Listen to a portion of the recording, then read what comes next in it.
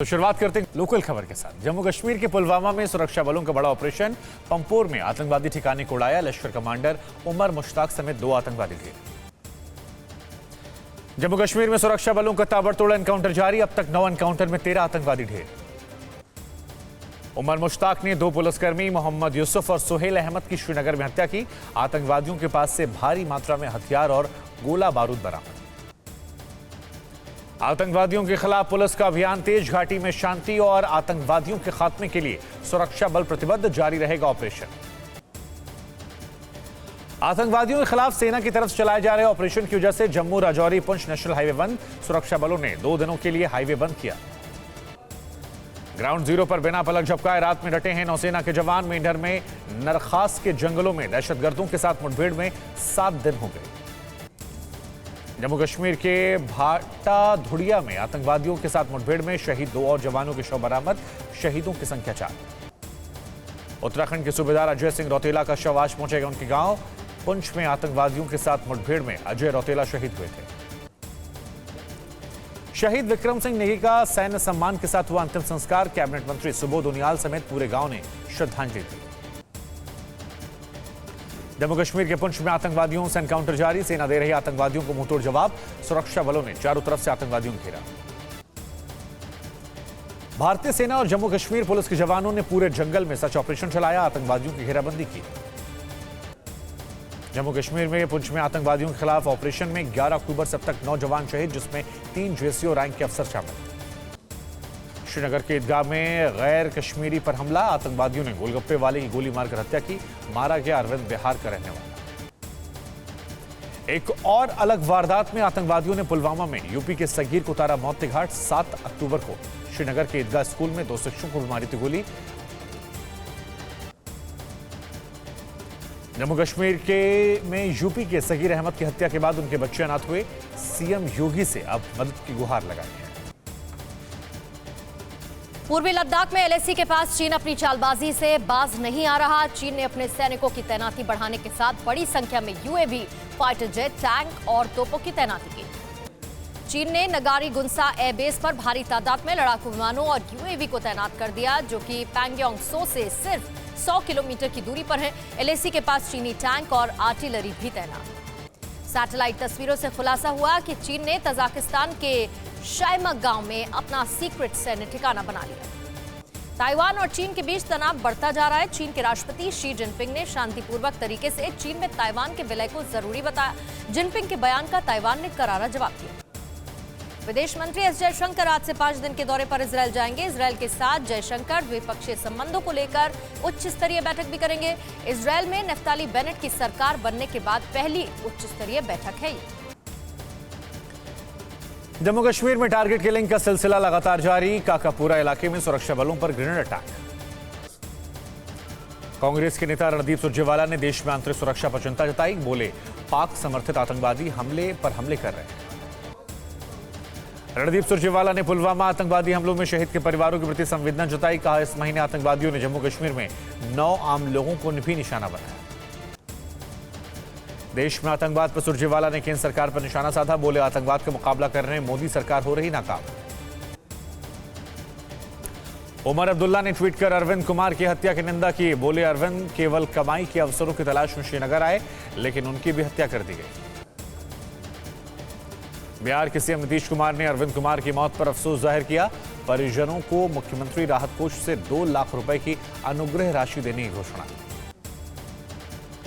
जम्मू कश्मीर में आतंक के सरपरस्तों पर गिरी गाज। गिलानी का पोता अनीस उल इस्लाम नौकरी से बर्खास्त। आईएसआई के साथ अनीस का लिंक। सरकारी टीचर फारूक अहमद भट्ट भी बर्खास्त। नागपुर में आरएसएस प्रमुख मोहन भागवत का कश्मीर पर बड़ा बयान। बोले, 370 हटने से विकास का रास्ता सबके लिए खुला। कश्मीरी हिंदुओं की वापसी करवानी है। कश्मीर मामलों के प्रभारी बीजेपी के सुनील शर्मा ने श्रीनगर हमले की निंदा की। कहा, पुलिस जल्द हत्यारों को पकड़कर कड़ी सजा देगी।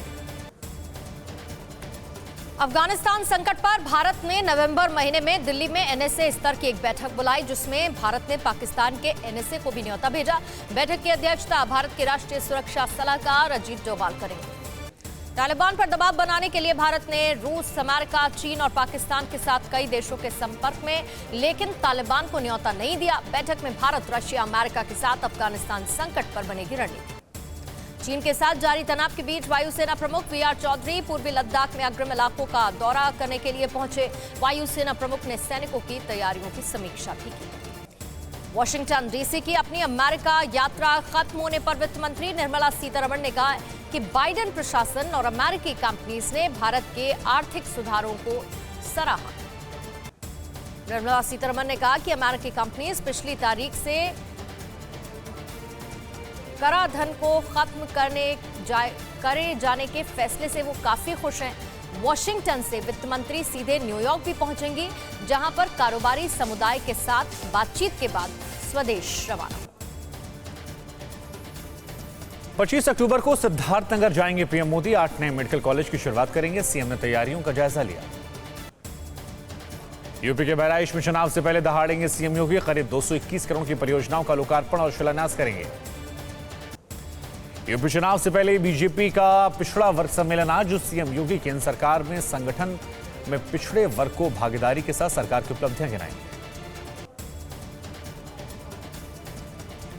आगामी चुनावों को लेकर कांग्रेस बना रही है अपना मेगा प्लान। जन जागरण अभियान के जरिए महंगाई को लेकर सरकार के खिलाफ मोर्चा खोलेगी। कांग्रेस को अगले साल मिल सकता है नया अध्यक्ष। सूत्रों के मुताबिक राहुल गांधी को अध्यक्ष बनाने का अशोक गहलोत ने रखा है प्रस्ताव। रणदीप सुरजेवाला ने सरकार पर साधा निशाना। नशे के बड़े बड़े व्यापारी सरकार की नाक के नीचे खुले में घूम रहे, क्या यह बिना सरकारी संरक्षण के संभव है? छत्तीसगढ़ में तेज हुई राजनीतिक हलचल। आज कांग्रेस हाईकमान से मिल सकते हैं राज्य के स्वास्थ्य मंत्री टीएस सिंहदेव। अमेरिका के मिशिगन के ट्रॉय सिटी काउंसिल की बैठक में भारत विरोधी प्रोपेगेंडा का मामला सामने आया। बैठक के दौरान जनसुनवाई में पाकिस्तानी मूल के लोग भारत सरकार के खिलाफ प्रोपेगेंडा फैलाते नजर आए। हाल ही के दिनों में अमेरिका में ऐसी घटनाएं तेजी के साथ बढ़ी हैं, जिसका मकसद बाइडेन सरकार और भारत सरकार के बीच दोस्ताना संबंधों पर चोट पहुंचाना हो सकता है। चीन ने एक बार फिर से पाकिस्तान की बड़ी फजीहत कर दी है। दासू डैम प्रोजेक्ट पर काम कर रहे चीन के 9 इंजीनियर्स की मौत के बदले में चीन ने पाकिस्तान से 285 करोड़ रुपए का मुआवजा मांगा।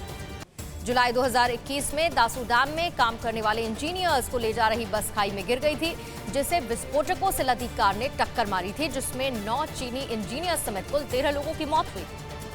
पाकिस्तान में आईएसआई चीफ की नियुक्ति को लेकर पीएम इमरान खान और army chief general Qamar Javed Bajwa एक दूसरे के आमने सामने आ गए। नए आईएसआई चीफ की नियुक्ति को लेकर धर्म का पेच फंस गया है। पाकिस्तान के गृह मंत्री शेख रशीद ने कहा है कि पाकिस्तान की खुफिया एजेंसी आईएसआई के नए प्रमुख की नियुक्ति के मुद्दे को 1 हफ्ते में सुलझा लिया जाएगा। एनसीपी नेता शरद पवार ने कई मुद्दों पर केंद्र सरकार को घेरा। बोले, बीएसएफ की ताकत बढ़ाने के मामले पर गृह मंत्री अमित शाह से करूंगा मुलाकात। शरद पवार ने बीजेपी पर निशाना साधा। कहा, गैर बीजेपी शासित राज्यों को अस्थिर करने में केंद्र महाराष्ट्र सरकार अपना 5 साल कार्यकाल पूरा करेगी और फिर एक बार सत्ता में लौटेगी। मनीष सिसोदिया ने जालंधर में पंजाब सरकार पर साधा निशाना। बोले, अमरिंदर की तरह सीएम चन्नी भी जनता को बेवकूफ बना रहे। अयोध्या में आज से शुरू होने वाला आरएसएस का 5 दिन का प्रशिक्षण वर्ग। संघ प्रमुख मोहन भागवत होंगे शामिल। करीब 500 की संख्या में स्वयंसेवक शारीरिक वर्ग का प्रशिक्षण लेंगे। मिशन यूपी की तैयारी में असदुद्दीन ओवैसी आज गाजियाबाद में वंचित समाज सम्मेलन को संबोधित करेंगे। इंदौर में रेप केस में फरार कांग्रेस विधायक के बेटे की बड़ी मुश्किल। पुलिस ने इनाम की राशि बढ़ाकर 15,000 की। बिहार में लालू तेजस्वी के खिलाफ गए तेज प्रताप आरजेडी को हराने के लिए कांग्रेस के समर्थन का ऐलान किया। काबुल में अमेरिकी ड्रोन हमले में मारे गए अफगानिस्तान के 10 लोगों के परिजनों को अमेरिका ने मुआवजा देने का ऐलान कर दिया। काबुल में बम धमाके में अमेरिकी सैनिकों की मौत के बाद अमेरिका ने ड्रोन के जरिए स्ट्राइक की थी। चीन के बाद अब अमेरिका में अमेजॉन, फेसबुक और गूगल जैसी हाईटेक कंपनीज पर लगाम कसने की कवायद शुरू। अमेरिकी सीनेटर्स के एक ग्रुप ने एक साझा बिल पेश करने का ऐलान किया है। चीन की एक महिला समेत 3 अंतरिक्ष यात्री 6 महीने के रिकॉर्ड मिशन पर शेंझोउ 13 से शनिवार को अंतरिक्ष केंद्र के कोर मॉड्यूल तियानहे पहुंच गए। चीनी अंतरिक्ष यात्री झाई झिजांग, वांग यांगिंग और साथ ही ग्वांगफू को चीन ने अंतरिक्ष में भेजा है।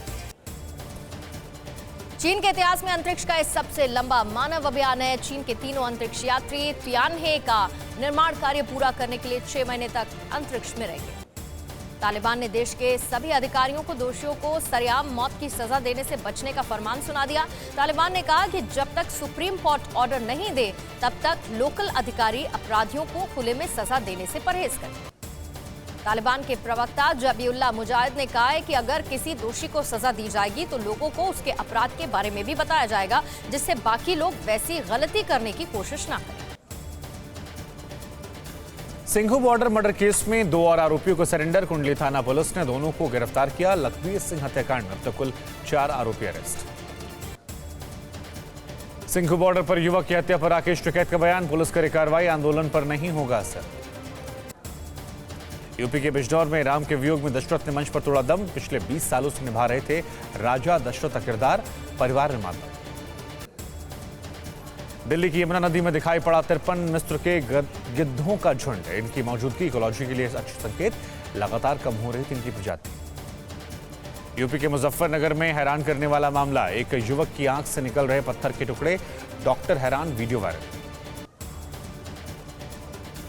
यूपी के बस्ती में सरकारी दवाओं की बर्बादी, जरूरतमंदों को समय पर नहीं मिली दवाई, स्टोर रूम में पड़े हुई एक्सपायर। अफगानिस्तान में तालिबान राज कायम होने के तालिबान ने बड़े बड़े वादे किए थे, जिसमें लोगों की सुरक्षा, महिलाओं को गरिमापूर्ण जीवन, बेहतर अर्थव्यवस्था और आतंकवाद के खिलाफ लड़ाई जैसे अहम वादे शामिल थे। सरकार बनाने के बाद तालिबान ने अपने सभी वादों पर यू टर्न ले लिया। अर्थव्यवस्था के हालात बदतर होने के बाद महिलाओं से काम करने की आजादी छीन ली गई। अब कई इस्लामिक देश तालिबान को समझाने की कोशिश कर रहे हैं। लड़कियों और महिलाओं की शिक्षा का विरोधी, तालिबान जल्द ही लड़कियों की शिक्षा को बढ़ावा देगा।